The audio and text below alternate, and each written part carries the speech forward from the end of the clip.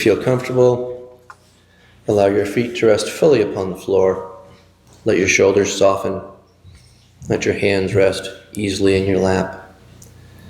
Close your eyes if you are willing.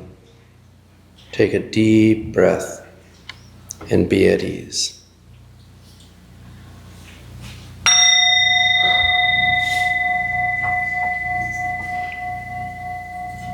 There is so much noise in the world. So many voices telling us who we must be, what we must fear, what we must hide, what we must carry. Beneath all these voices, there's another voice, quieter, older, truer, the voice of the heart. Not the heart of impulse or performance, but the deeper heart within you. The place where compassion still lives, where wisdom still waits, where truth quietly endures.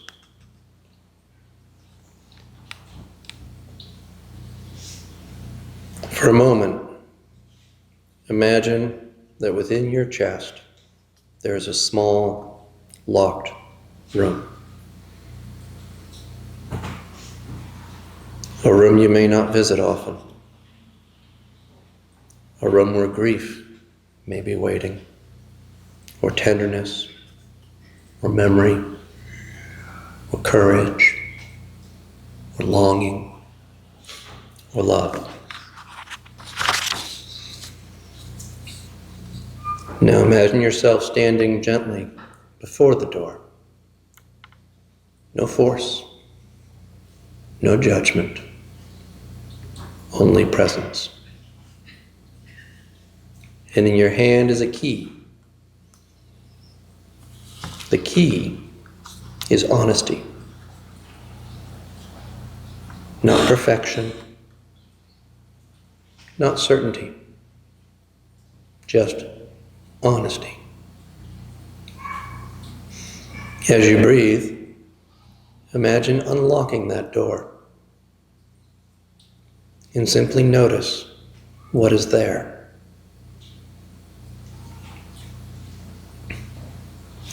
What truth within you has been waiting to be acknowledged? What feeling has been asking to be felt? What burden has been asking to be named? What goodness has been waiting to emerge? You do not need to fix anything right now. Only listen. Only notice.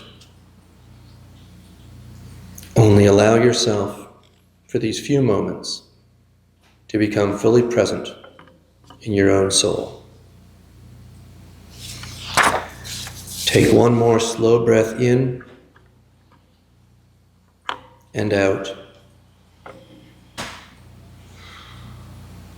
And may we enter this time of reflection with courage, compassion, and openness to truth, both within ourselves and within one another.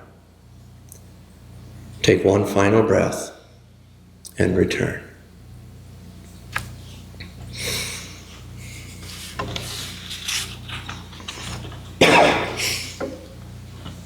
There are lies we inherit long before we ever consciously choose them. Some are whispered quietly into us by culture, by fear, by family systems, by institutions, by history itself.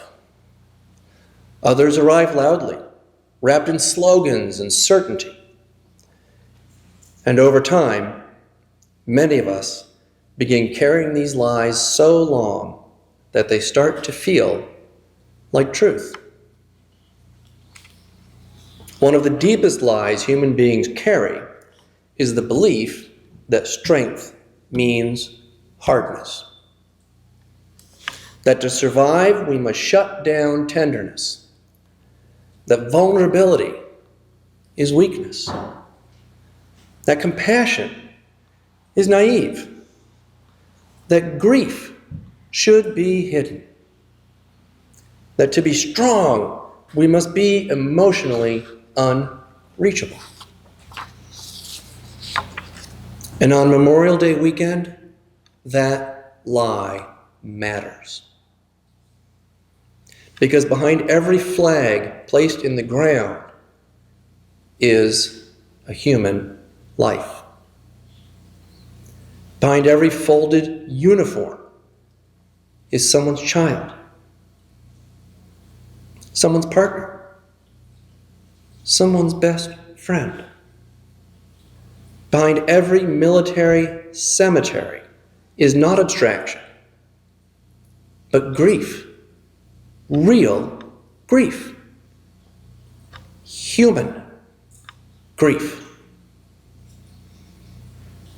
Today is not about glorifying war. It is about remembering the cost of it. And perhaps even more importantly, remembering the humanity of those who carried that cost. We live in a culture that often turns people into symbols before it allows them to remain human beings.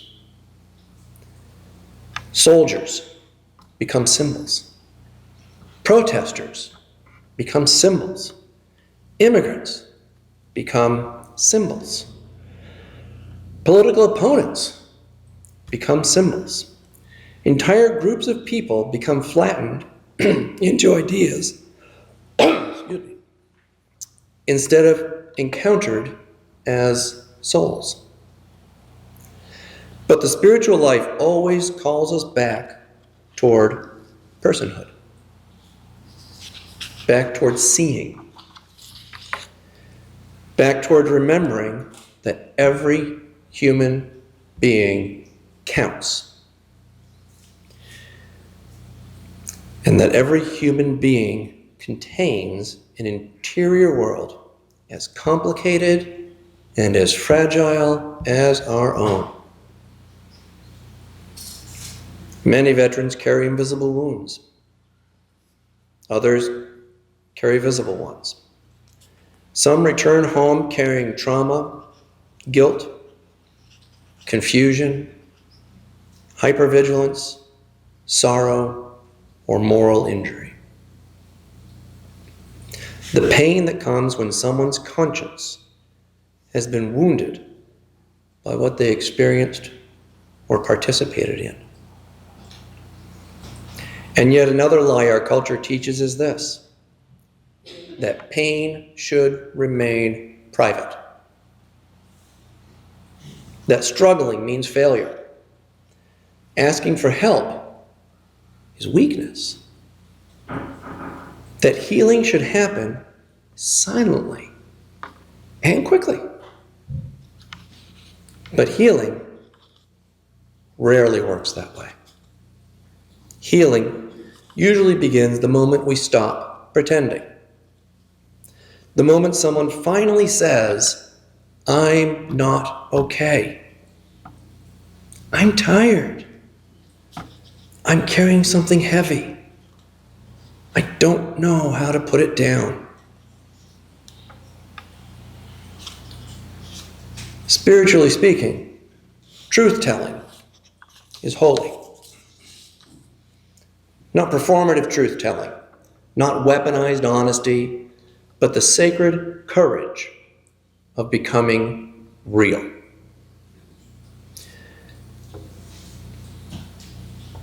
Jesus constantly moved toward people who had been taught to hide, the ashamed, the grieving, the traumatized, the socially discarded, the ones who believed the lie that they were beyond love, beyond belonging, beyond healing. Over and over and over, his message was remarkably consistent. You do not have to hide to be worthy of love. That message remains radical today because we are still taught to hide. We hide our grief. We hide our exhaustion. We hide our loneliness. We hide our fear, our tenderness. We hide the parts of ourselves we think the world will reject. And communities hide too. Nations hide. History hides. Memorial Day itself asks us not to hide from memory, not to sanitize it, not to romanticize it, but to remember honestly. To remember that war leaves scars long after parades end. To remember that peace is fragile. To remember that human lives are sacred. To remember that every generation faces the temptation to dehumanize another. And perhaps this year especially, we need that reminder, because we are living in a time when outrage is profitable. Cruelty is rewarded, and people are increasingly encouraged to see one another not as neighbors, but as enemies. We are being discipled into division every day.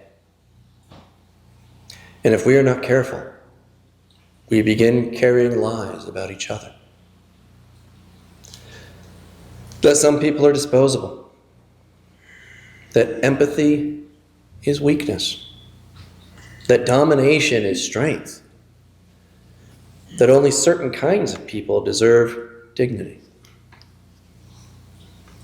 But spiritual maturity asks something harder of us. It asks us to resist becoming emotionally numb.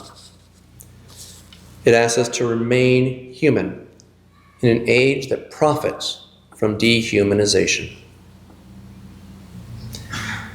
That may be one of the holiest forms of courage there is. Remain human in an age that profits from dehumanization. To stay soft enough to love, to stay open enough to grieve, to stay awake enough to care.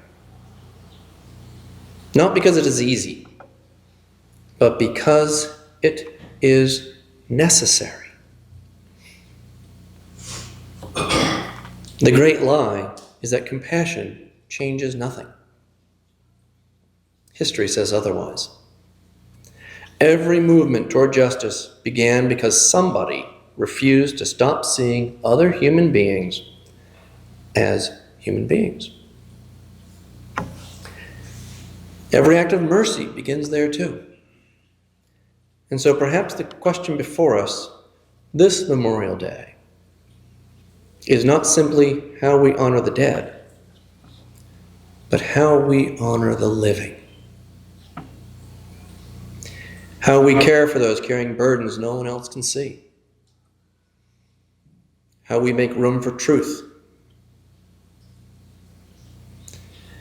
How we create communities where people no longer have to pretend they are invulnerable to belonging. How we become people capable of tenderness in a hardened world. Because maybe the opposite of the lies we carry is not perfection. Maybe it is honesty. Maybe it is compassion. Maybe it is the sacred act of telling the truth about what it means to be human. Fragile, grieving, beautiful, unfinished, and yet loved anyway. And perhaps that is where peace begins. Not first between nations, but within human hearts, brave enough to set down the lies they were never meant to carry alone.